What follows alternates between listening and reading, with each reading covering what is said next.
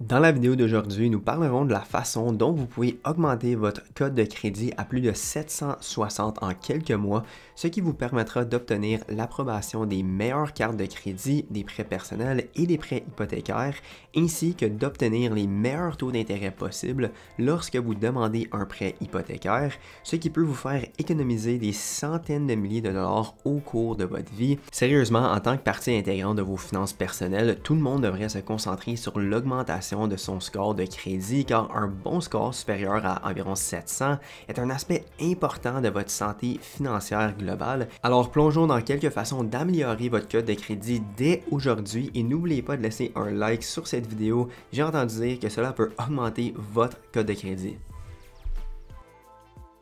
Donc, la première étape pour améliorer votre code de crédit est de comprendre ce que c'est et comment c'est calculé. Au Canada, les scores de crédit varient sur une échelle de 3 à 900, un score plus élevé indiquant essentiellement une meilleure capacité de repayer ses dettes. Votre code de crédit est basé sur plusieurs facteurs tels que les suivants. Donc, premièrement, nous avons l'historique des paiements et c'est le facteur le plus important qui représente environ 35% de votre score de crédit, car les prêteurs veulent voir que vous êtes un emprunteur responsable, capable de gérer correctement vos finances.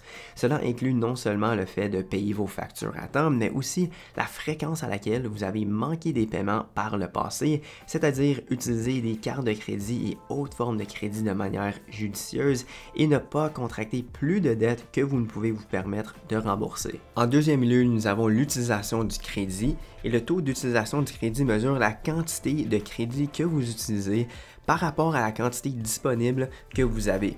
C'est un facteur important à prendre en compte car maintenir un bon taux d'utilisation du crédit peut avoir un impact significatif sur votre code de crédit.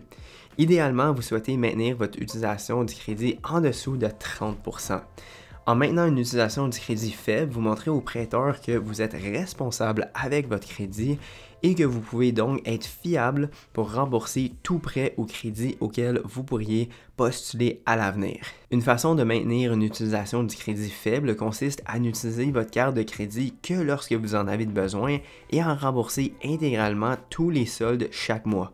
Une autre façon consiste à demander une augmentation de la limite de crédit, ce qui peut augmenter le montant de crédit disponible pour vous et donc réduire votre taux d'utilisation du crédit. En troisième lieu, la durée de l'historique de crédit pour 15%. Cela fait référence à la durée pendant laquelle vous avez eu des comptes de crédit ouverts. Plus votre historique de crédit est long, meilleur il apparaît au prêteur. Le quatrième facteur pour 10% de votre code de crédit est les types de crédit. Donc, les prêteurs souhaitent voir un mélange de différents types de crédits tels que des cartes de crédit, des prêts personnels ainsi que des prêts hypothécaires. Et finalement, nous avons les nouvelles demandes de crédit pour 10%. Donc, si vous avez récemment demandé pour du nouveau crédit, cela peut avoir un impact négatif sur votre cote.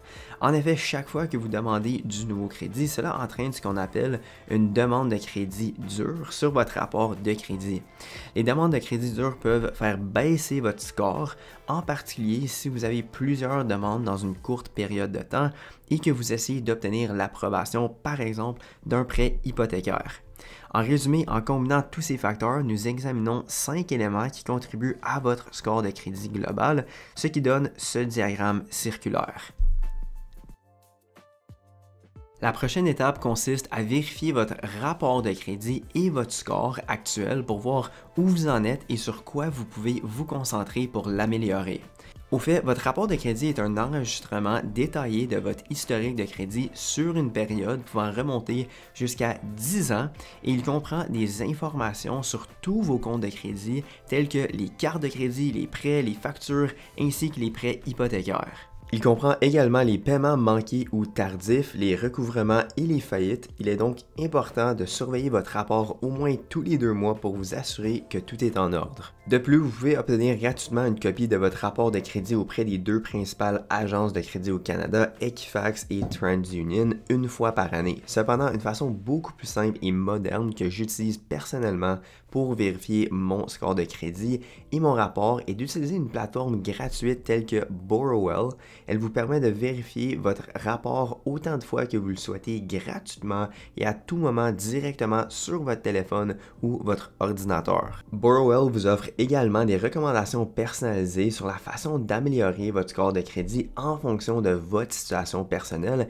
ainsi que des alertes sur les changements de votre rapport.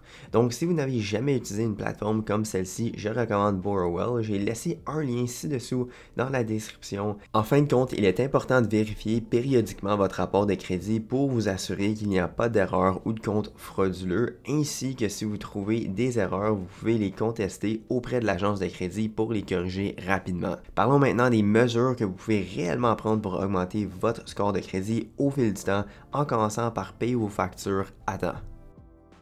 Comme mentionné précédemment, votre historique de paiement est le facteur le plus important qui influence votre score de crédit. Il est donc essentiel de commencer à payer toutes vos factures à temps, y compris les factures de carte de crédit, les remboursements de prêts et les factures d'utilité. Si vous avez de la misère à vous rappeler des dates de paiement pour vos factures, essayez de configurer des paiements automatiques ou des rappels sur votre téléphone, dans votre calendrier ou tout autre moyen qui fonctionnera pour vous. Quoi qu'il en soit, il est important de comprendre comment un seul paiement manqué peut avoir un impact significatif et durable sur votre score de crédit. Lorsque vous manquez un paiement, cela peut faire baisser votre score de 20 à 30 points, ce qui peut sembler insignifiant, mais passer de 740 à 710 est une réalité assez importante et peut prendre des mois pour récupérer. De plus, les paiements manqués peuvent entraîner des frais de retard et des intérêts, rendant encore plus difficile le rattrapage des paiements en retard et pouvant éventuellement conduire à d'autres paiements manqués à l'avenir. Il est donc essentiel de faire tous les efforts nécessaires pour rester à jour dans vos paiements afin de maintenir votre score de crédit en bonne position. Cela augmentera considérablement votre score de crédit en quelques mois. Pour le prochain facteur à considérer, nous avons l'utilisation du crédit qui correspond au montant de crédit que vous utilisez par rapport au montant qui vous est disponible. Par exemple, si vous avez une carte de crédit avec une limite de 10 000 $ et que vous avez utilisé 5 000 $, votre utilisation du crédit serait de 50% à ce moment-là. Et encore une fois, bien que ce chiffre puisse ne pas sembler important, puisque votre limite de crédit est de 10 000 $, eh bien, il peut avoir un impact considérable sur votre score de crédit. Ceci est dû au fait qu'un ratio d'utilisation du crédit élevé peut indiquer au prêteur que vous êtes un emprunteur risqué, ce qui peut avoir un impact négatif sur votre capacité à obtenir des prêts ou du crédit à l'avenir. Pour maintenir un score de crédit sain, il est recommandé de garder votre utilisation du crédit en dessous de 30%. Voici quelques tactiques concrètes que vous pouvez mettre en œuvre dès aujourd'hui pour améliorer cela. Payez intégralement le solde de votre carte de crédit chaque mois, demandez une augmentation de la limite de votre carte de crédit, répartissez vos dépenses sur plusieurs cartes de crédit pour maintenir un faible taux d'utilisation du crédit sur chaque carte, et si vous avez des soldes élevés sur vos cartes de crédit, envisagez de les transférer potentiellement sur une carte de crédit avec un taux d'intérêt plus bas ou d'explorer d'autres options pour consolider vos dettes. Voici un exemple concret de ma vie personnelle et financière. Donc moi j'ai une carte de crédit American Express Cobalt que, en passant, vous pouvez obtenir cette carte et 50 000 points bonus en cliquant sur le lien dans la description de cette vidéo. Mais à chaque quelques mois, j'essaie d'augmenter la limite et maintenant cette limite est environ 35 000 $. Donc même si je fais un achat de 5 000 $, ben, l'utilisation du crédit est très bas, en bas même du 30%, qui est vraiment la limite que les bureaux de crédit aiment maintenir. Ces stratégies peuvent vous aider à réduire votre utilisation du crédit et à améliorer votre score au fil du temps. La durée de votre historique de crédit est un autre facteur important qui influence votre score de crédit. Ceci signifie que plus vous avez d'anciens comptes de crédit sains, mieux c'est. Lorsque vous fermez un compte de crédit, cela peut raccourcir la durée de votre historique, ce qui peut avoir un impact négatif sur votre score. Par conséquent, il est également préférable de conserver vos anciens comptes de crédit tant qu'ils sont sains et qu'ils ne vous coûtent pas trop cher en frais de maintenance ou en taux d'intérêt élevés. Cependant, si vous avez des comptes de crédit inactifs ou des cartes de crédit que vous ne souhaitez plus utiliser, il est important de les fermer correctement. Vous pouvez le faire en appelant l'émetteur de la carte de crédit crédit et en demandant une clôture formelle du compte. Il est également important de noter que la gestion responsable de différents types de crédits tels que des prêts automobiles ou des prêts hypothécaires peut également contribuer à l'amélioration de votre score. Donc, si vous avez la possibilité de diversifier vos types de crédits et de les gérer de manière responsable, cela pourrait être bénéfique pour votre score de crédit global.